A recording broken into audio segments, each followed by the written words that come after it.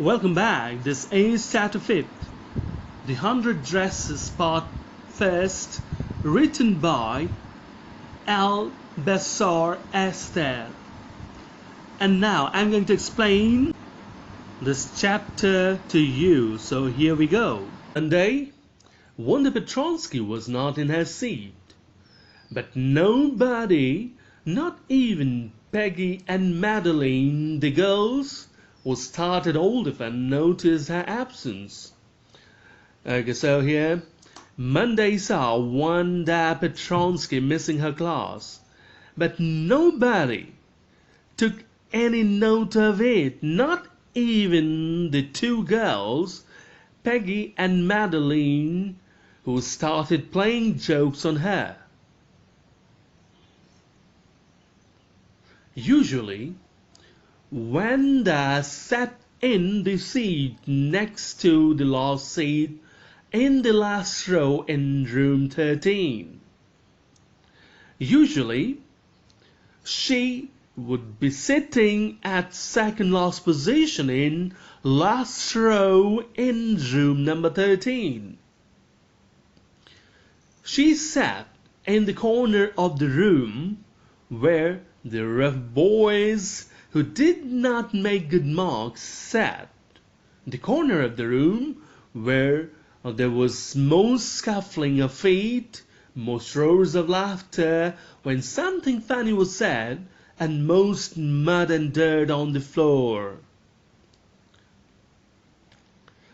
So, that corner of the room was a favorite sitting area, which was generally meant for rough boys who never scored well. This was also the noisy space of the class, where boys were noisy, dragging their feet on the ground, bursting into peals of laughter over something funny said in the class. This was also the place which was full of mud and dirt on the floor. Wanda did not sit there because she was rough and noisy. So it was not that she was noisy, she was very noisy, she was rough that she took that seat. On the contrary, she was very quiet and rarely said anything at all. Instead, she was very quiet. And she was so quiet that she would hardly speak a word to anyone. And nobody had ever heard her laugh out loud, not even anybody in the class. Any of her classmates heard her laugh out loud, that is, heard her laughing aloud. Sometimes she twisted her mouth into a crooked sort of smile, but that was all. It was only that she sometimes would twist her mouth in a tricky kind of smile, and that was all that one could see about her smile. No one could ever think of any reason why she took up that seat. The only excuse that they could think of was the fact that she came from the Boggins Heights, a slum area with uncemented road, with muddy pools, and since she had to cross that muddy pool, and her feet would be full of mud, and later the feet would be caked with it, so she took up that seat. But no one really thought much about Wanda Petronsky.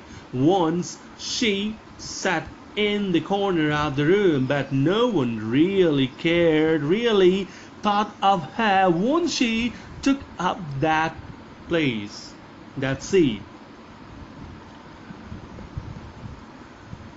The time when they thought about Wanda was outside the school hours, at noontime when they were coming back to school or in the morning early before school began, when groups of 2 or 3 or even more would be talking and laughing on the way to schoolyard.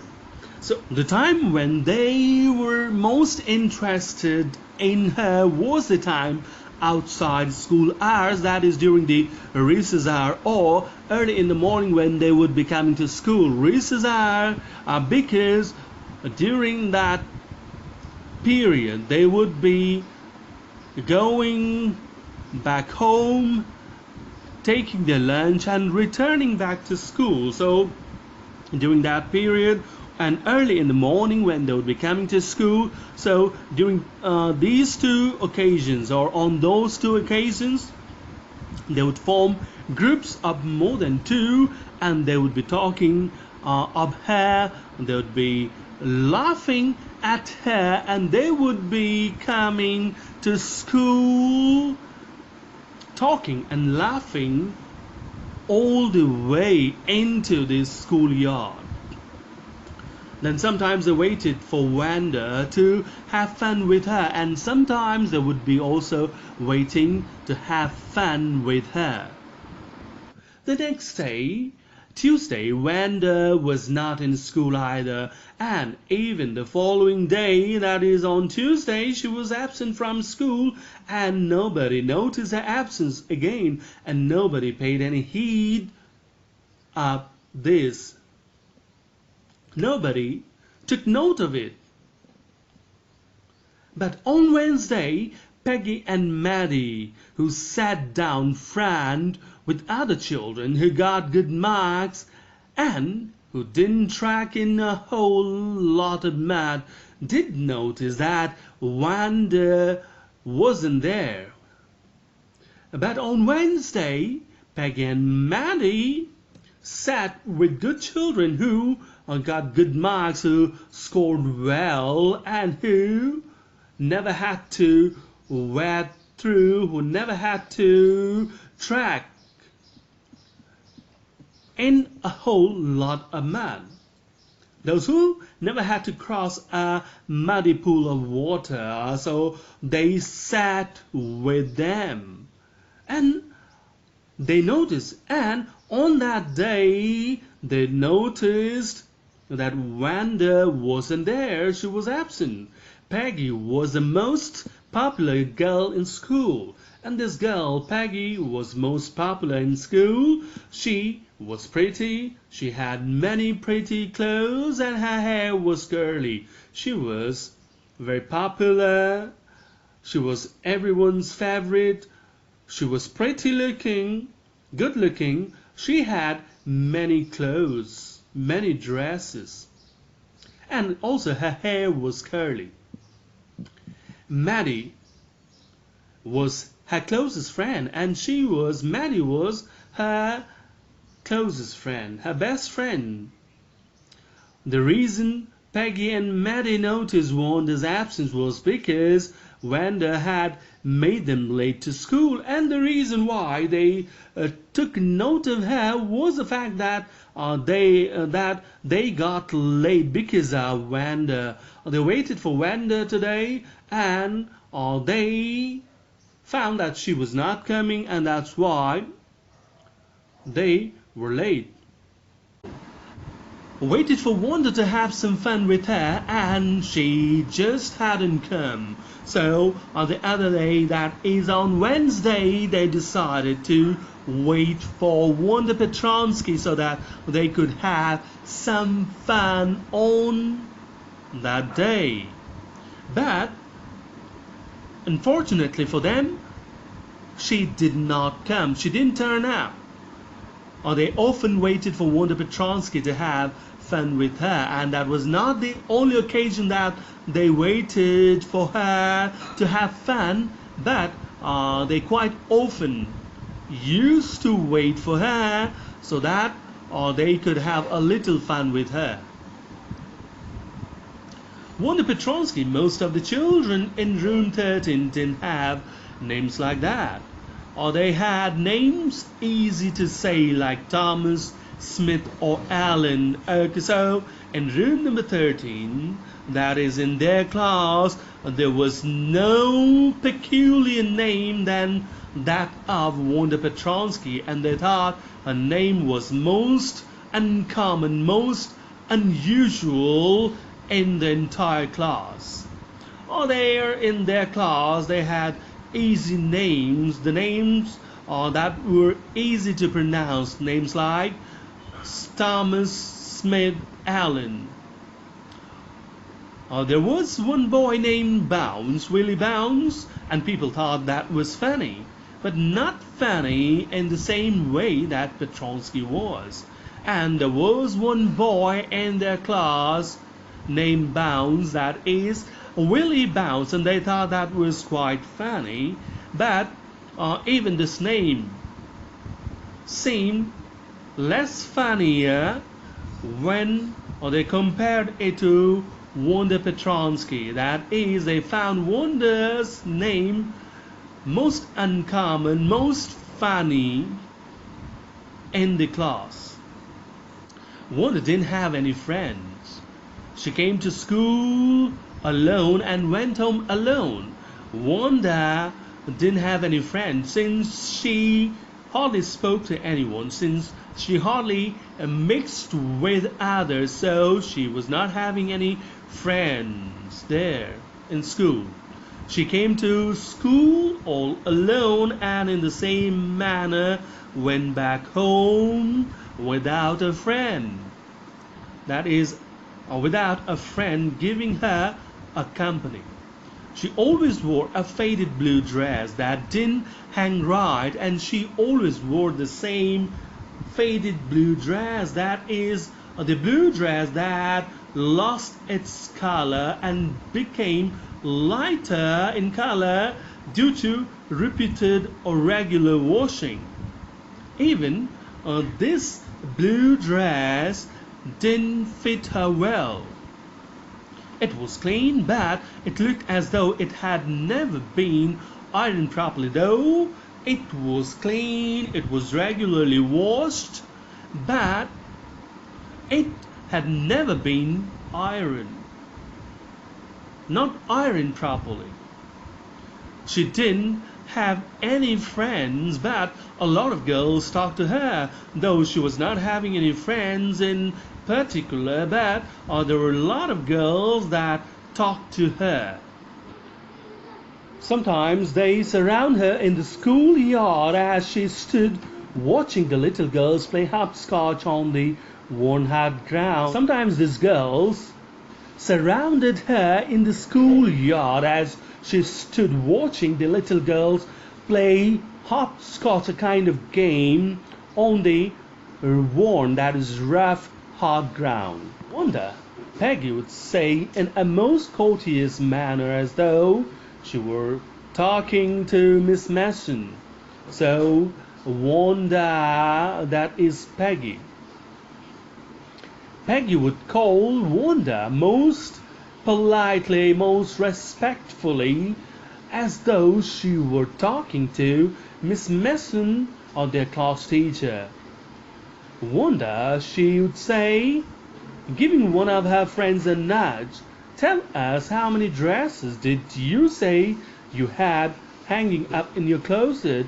And as she called, she would give a nudge, a gentle push to one of her friends and ask her in a ridiculous manner, in a mocking way, how many dresses she said she had hanging in her closet, in her wardrobe.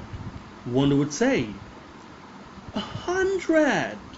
Exclaimed all the little girls incredulously, and the little ones would stop playing hopscotch and listen. So here, as Wanda was asked how many dresses she had in her wardrobe, she replied to them saying she had 100 of them in her wardrobe. And as she said 100 of them, all the little girls playing hopscotch there stopped playing in wonderment, or they were amazed, they were so surprised that they could not continue the game. They stopped the games immediately and repeated in wonderment 100, and then they kept on listening to their conversation. Yeah, 100 all lined up, said Wanda. Then her thin lips drew together in silence. She said yes.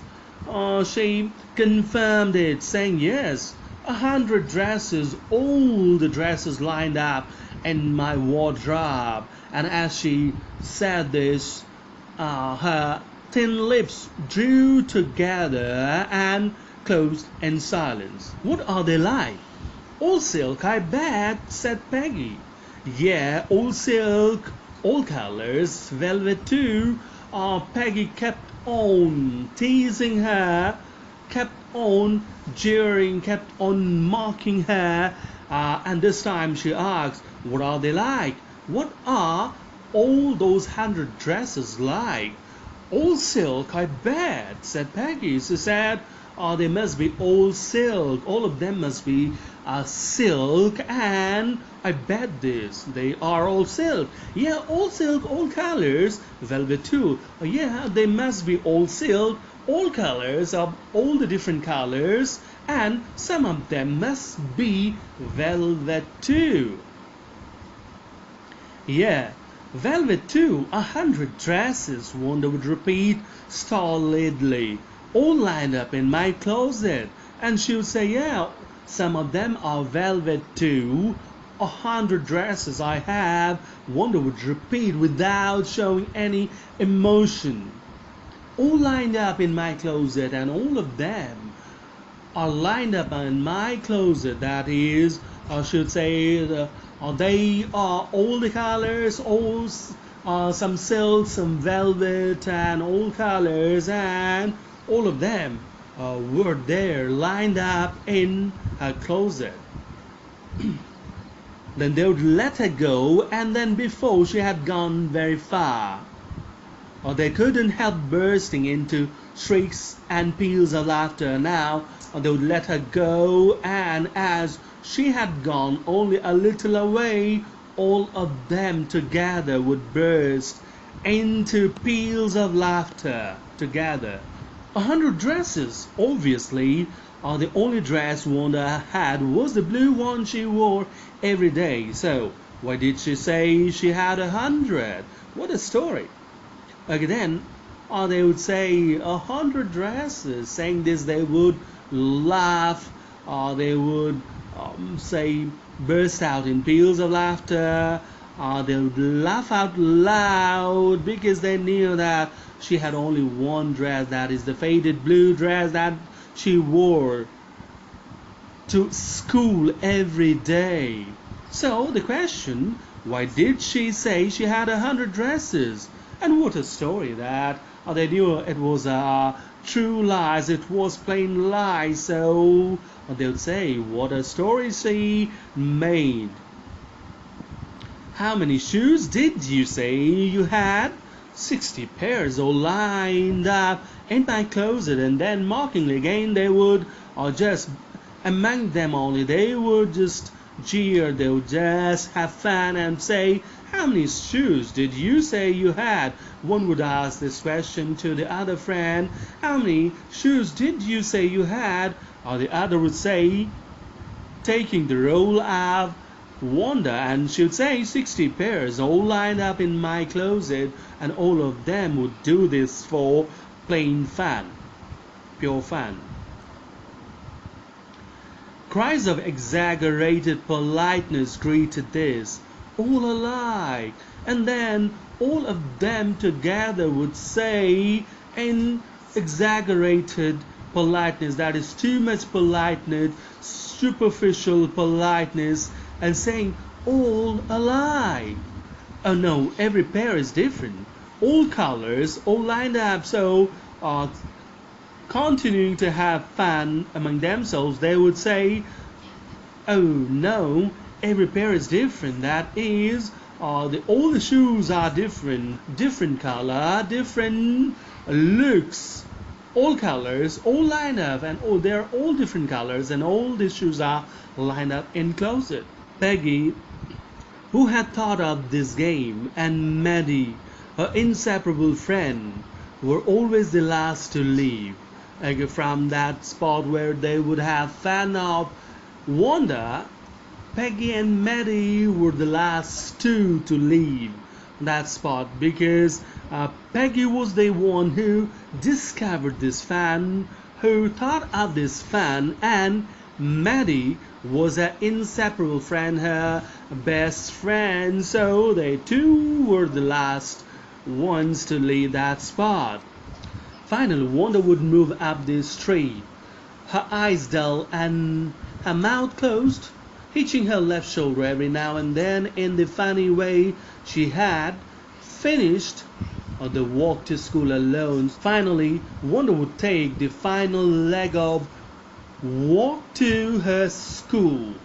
Here her eyes would be found dull, without any hope for future. Her mouth would be devoid of any happiness, and his smiles are closed, hitching her left shoulder every now and then she would pull her left shoulder every now and then in a funny way, in a very interesting way, and this way she would walk alone to school. She would finish her walk and walk alone to school. Peggy was not really cruel. She protected small children from bullies. Peggy was not cruel as mentioned here. She protected, in fact, the smaller children from the bullies, that is the threat and the scoldings of seniors. And she cried for hours if she saw an animal mistreated, and she had a soft heart, and if an animal was mistreated, she cried for hours. She shed tears for hours.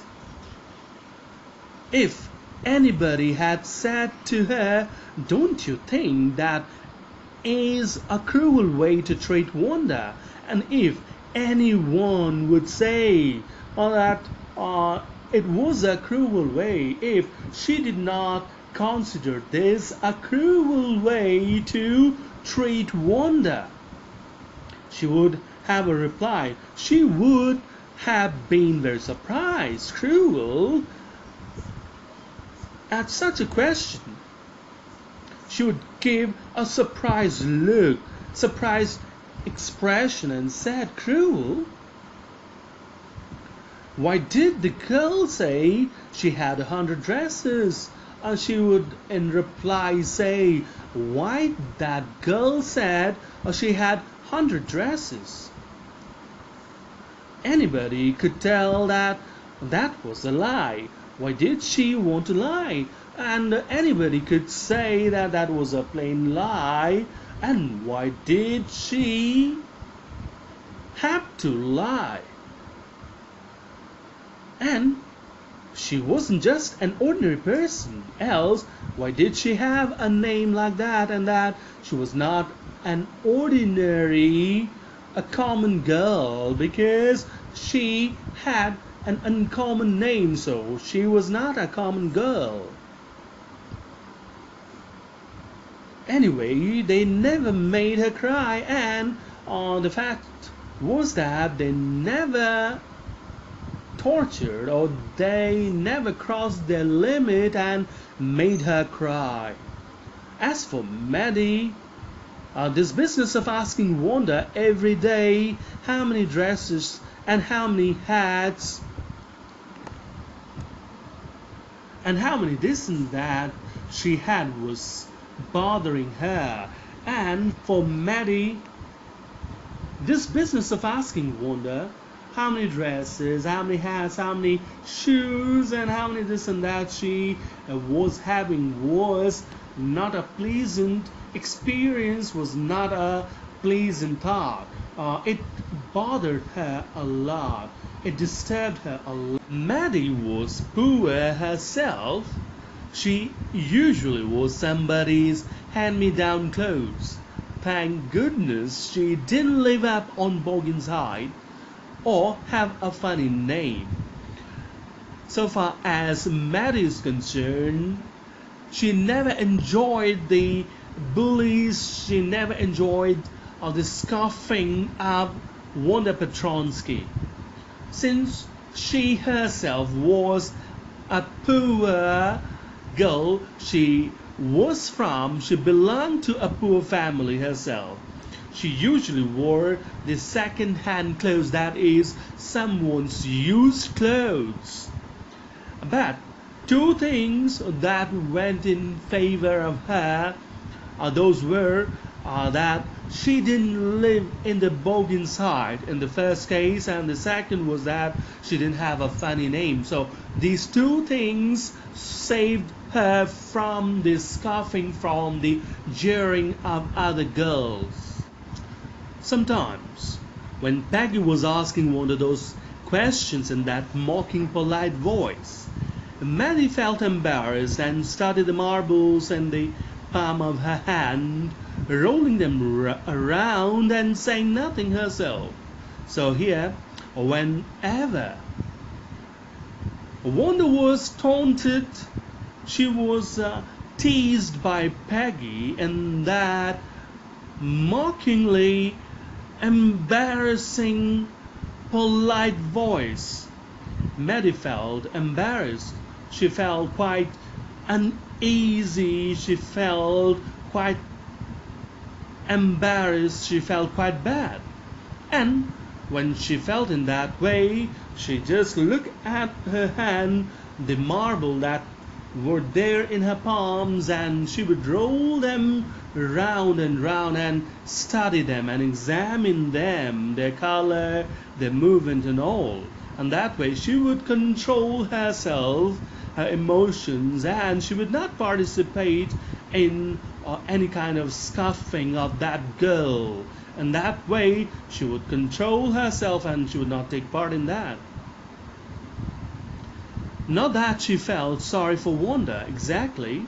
She would never have paid any attention to Wanda if Peggy hadn't invented the dresses game. It was not that. She was sorry, she felt bad for her. In fact, she would never have cared of her. She would never have noticed her. She would never have paid any attention to her if only Peggy had not invented that dresses game. And since she invented that game, so she had to take part in it. She was compelled. But suppose Peggy and all the others started in on her next, and she was scared if she did not participate in that game, dresses games. Then in that case she feared that she would become their next target. She wasn't as poor as Wanda, perhaps, but she was poor.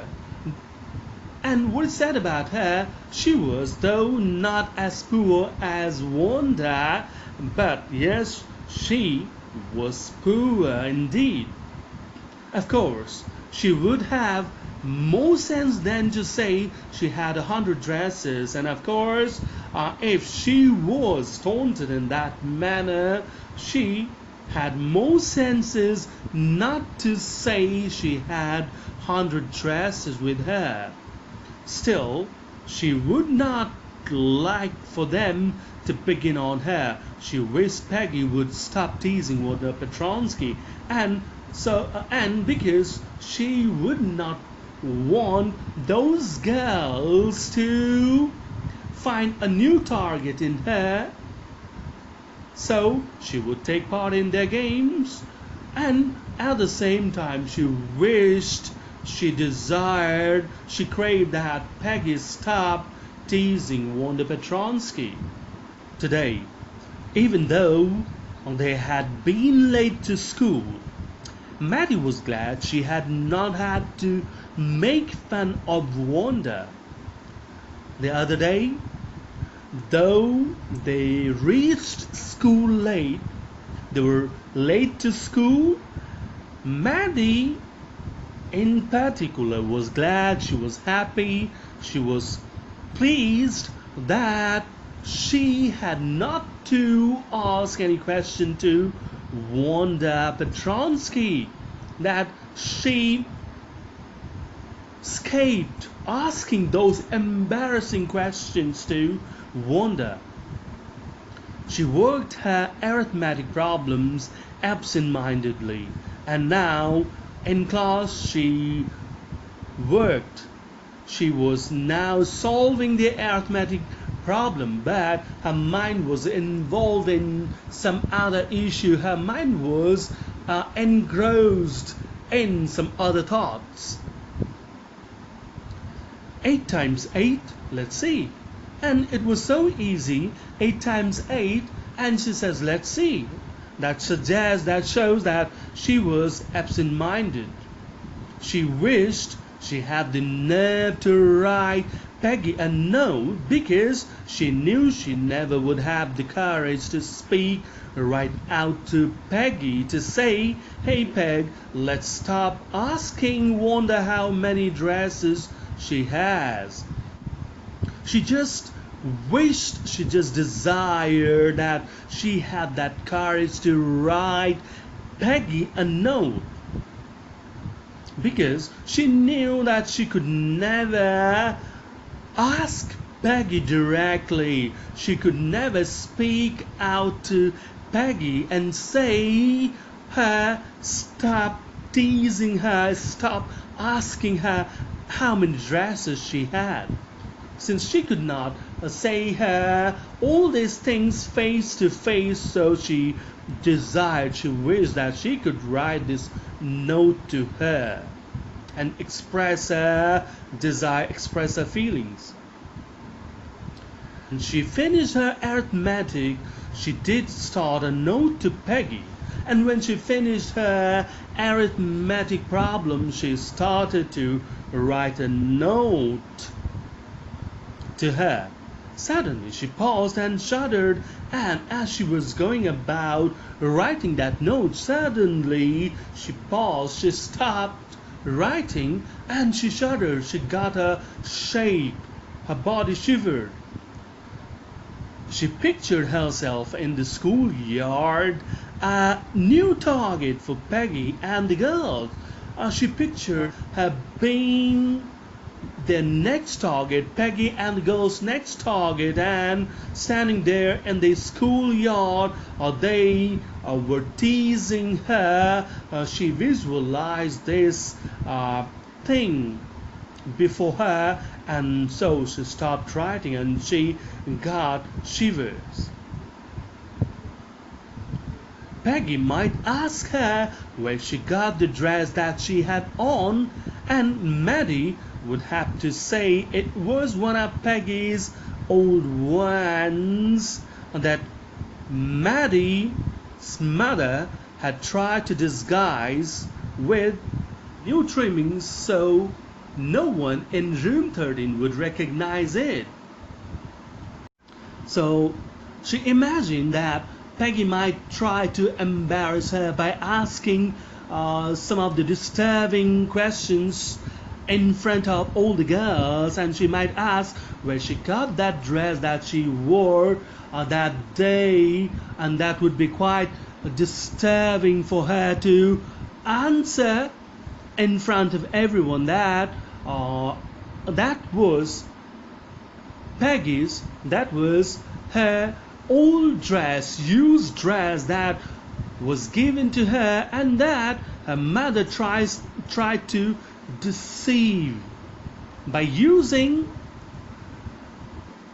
the edging or the border so that others in room number 13 could not could not recognize it, that it was Peggy's old dress, and save her from embarrassment. If only Peggy would decide of her own accord to stop having fun with Wanda. It all depended on Peggy whether she wanted to have fun with Wanda Petronsky or not, because she was the only girl who was most interested in it, and she was the only girl who discovered this game. Oh well, Maddie ran her hand through her short blonde hair as though to push the uncomfortable thoughts away, and now Maddie pushed her hand through her short yellowish golden colored hair of her, and by doing so she was trying to push the uncomfortable thoughts away from her mind. What difference did it make? Now she thought, she spoke to herself, she thought, what difference did it make whether Peggy made any fan of Wanda Petronsky or not? Slowly, Maddie tore into bits the note she had started, and then deciding, then thinking in that order, since she was not involved in any of the things, so she thought it made no difference to her, and then slowly she tore the piece of note that she wrote to Peggy into bits, into small pieces. She was Peggy's best friend, and Peggy was the best liked girl in the whole room. Maddie was Peggy's best friend, and she was the most popular, or say she was the popular student, popular girl in the room number 13. Peggy could not possibly do anything that was really wrong, she thought, and she then assumed, she thought that Peggy could never do a thing that was seriously wrong. As for Wanda, she was just some girl who lived up on Bogginside and stood alone in the schoolyard. So here she drew a comparison between these two girls, Peggy and Wanda, and these were having contrasting features. Peggy, on one hand, was the most popular girl in the room, that is room number 13. On the other hand, Wanda Petronsky was just a common girl. She lived in Bogginside area, that is, she came from Bogginside area, and she stood all alone in the schoolyard. She was not having any friends. She was having no friends. That is what it means here, that she was not at all popular in school, whereas Peggy was the favorite or the most popular girl in that room. She scarcely ever said anything to anybody, and she hardly talked to anyone. The only time she talked was in the schoolyard about her 100 dresses, and the only time she would ever talk to anyone was in the schoolyard when she would talk about 100 dresses. Besides this, she would never talk to anyone. Maddie remembered her telling about one of her dresses, pale blue with colored trimmings, and Maddie here recalls what she said, what Wanda once said to her, that she had a pale blue dress with colored trimming, with colored border or colored frills.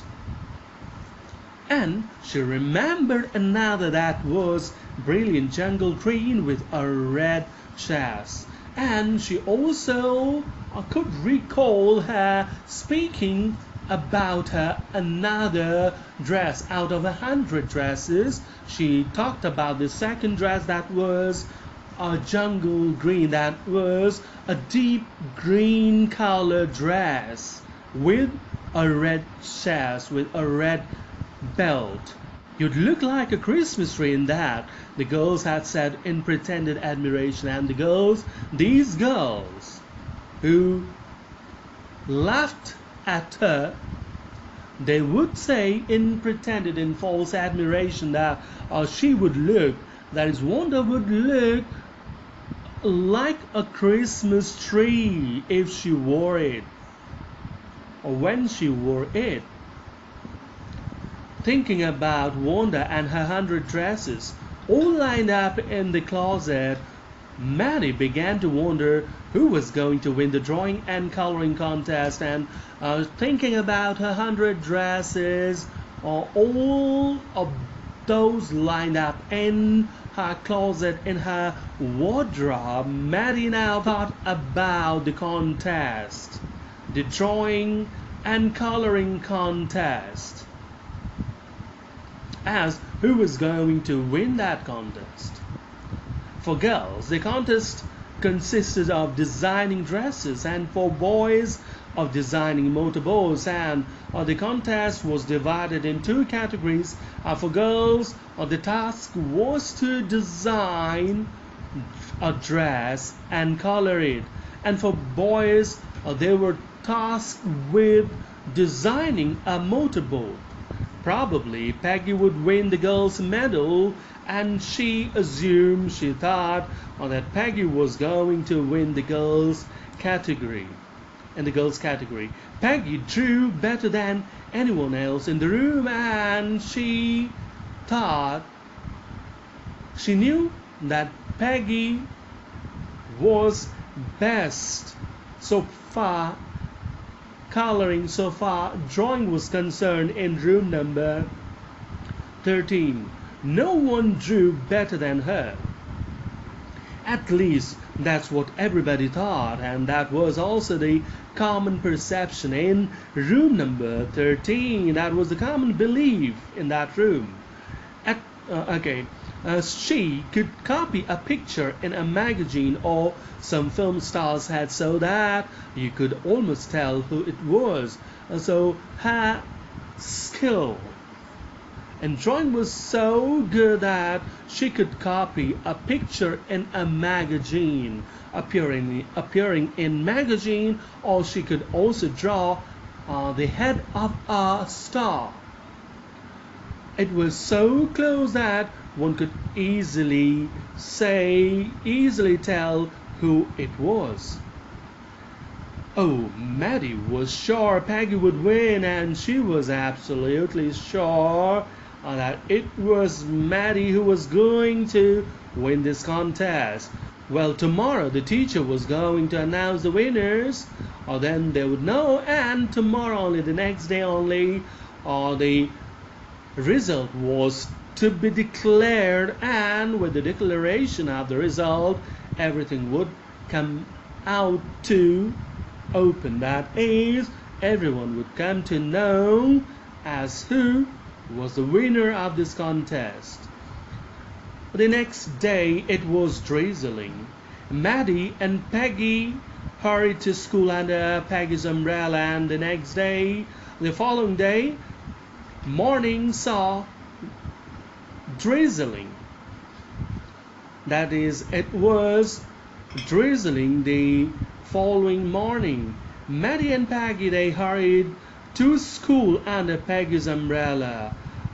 They didn't wait for Wanda Petronsky on the corner of Olive Street, and on that day they did not wait for Wanda Petronsky on the corner on the edge of Oliver Street, the street that far away under the railroad track and up the hill, and that was on that road went far away. That was a long way from that corner, from that edge, and that ran under the railroad tracks, that ran uh, parallel along the railroad tracks, and it then went up to the hills leading to Bogginside, and that road would then lead you to the Bogginsides.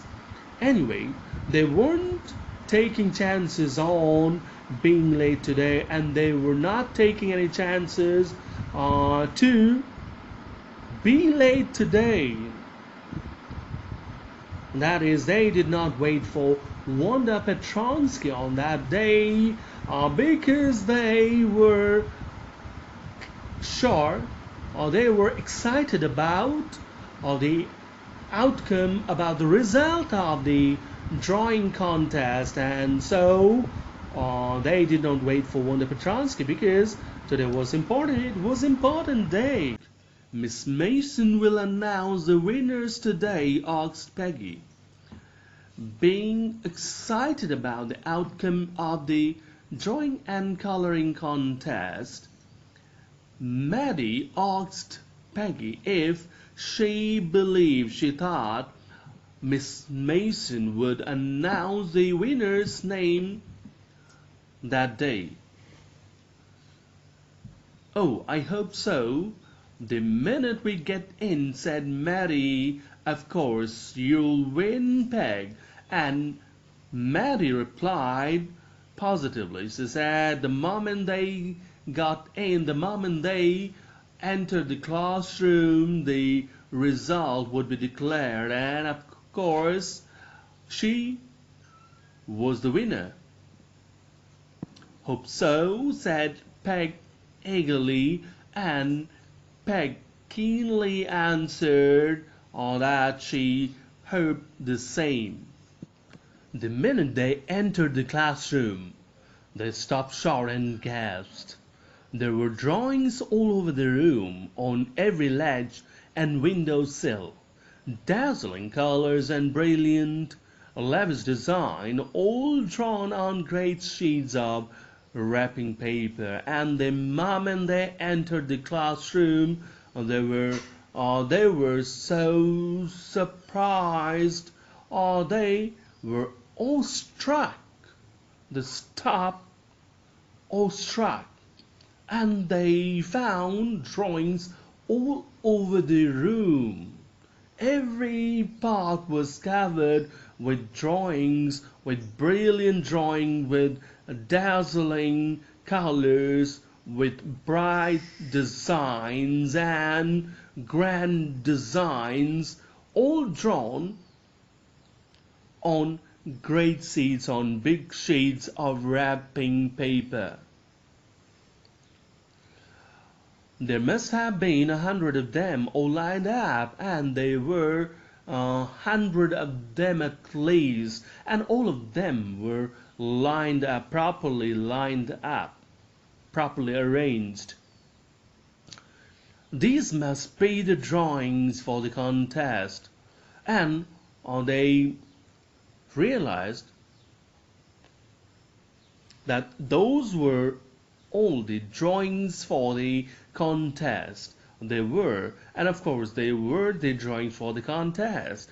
Everybody stopped and whistled or murmured admiringly, and all the students in the room were so impressed that they stopped at every drawing, they whistled at every drawing, they murmured at every drawing admiringly, appreciatively, complimentarily. They admired, they commented on every drawing there, every single drawing there. As soon as the class had assembled, Miss Mason announced the winners, and the moment the entire class had been there, the entire class had come together, or that the entire class was present, the class teacher, Miss Mason, announced the winners. Jack Beagles had won for the boys, she said, and his design for an outboard motor was on exhibition in room 12 along with the sketches by all the other boys.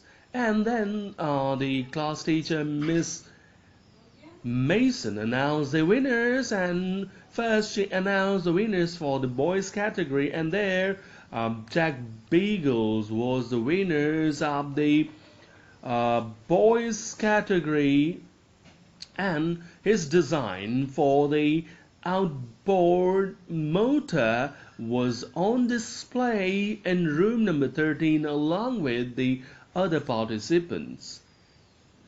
As for the girls, she said, although just one or two sketches were submitted by most, one girl and room number 13 should be proud of her.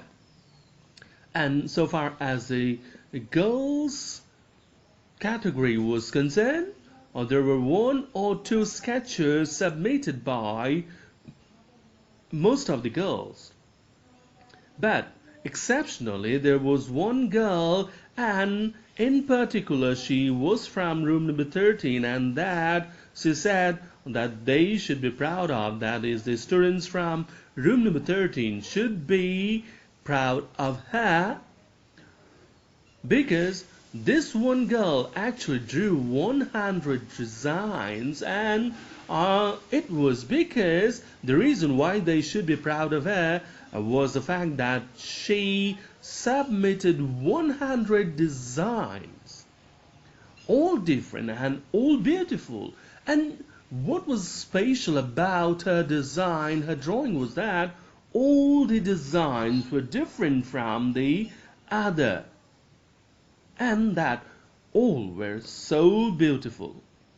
In the opinion of the judges, any one of the drawings is worth of winning the prize, and the drawings of that particular girl, who submitted 100 of them, each and every design of her was worthy, was capable of winning the prize, winning the first prize. That is, they were all so beautiful, they were all so worthy. I'm very happy to say that Wanda Petronsky is the winner of girls medal. And then the teacher announced, and she said that Wanda Petronsky was the winner in girls category. Unfortunately, Wanda has been absent from school for some days and is not here to receive the applause that is due to her. But this was very unfortunate that she had been not coming to school for the past few days, and that she was not there to receive all the applause, all the appreciation that was due to her. Let us hope she will be back tomorrow, and we must all hope that she return the next day to the class so that she could be properly appreciated, properly be acknowledged for her achievement. Now, class, you may file around the room quietly and look at her exquisite drawings, and then the teacher announced that they could make file a line around the class and enjoy the drawings, the sketches made by her, which were all so exquisite, so beautiful. The children burst into applause, and even the boys were glad to have a chance to stamp on the floor. All the children were so excited, and they all appreciated the drawings made by Wanda. And even the boys who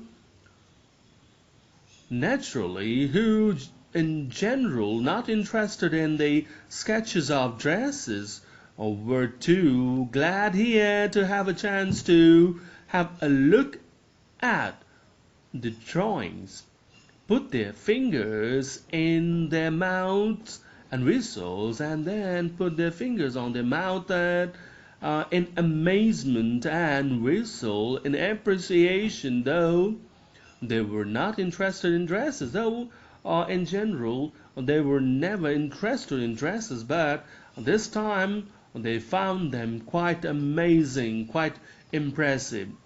"Look, Peg," whispered Maddie, "there's that blue one she told us about. Isn't it beautiful?" And now Maddie whispered to Peggy, saying, "There is that blue one." She pointed to the blue dress that she talked about to her. Was there one of the 100 dresses was the one that she talked about to these girls, and it looked so beautiful, and Mary too had a word of appreciation for it. "Yes," said Peggy, "and here's that green one." And Peggy said that here is that green one. That is, she also talked about the green dress, and that was also there among the 100 sketches. Amazed at the higher skills of Wanda Petronsky, Peggy admitted that she wrongly thought that she could draw well, she could draw better, but her drawings showed her higher skills, her higher ability to draw far better than her ones. So this is all for now. Thank you.